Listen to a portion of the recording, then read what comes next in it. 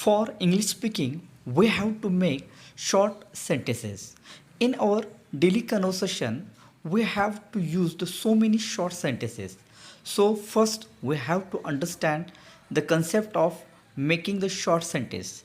There are so many types of making the short sentence, but I give here some short tricks. First, we use the subject and verb. We can also use verb and objects. Also, we can use the verb with the adverbs. With the help of this technique, we can make many short sentences. Now you can start your English speaking with your friends with short sentences in short conversation.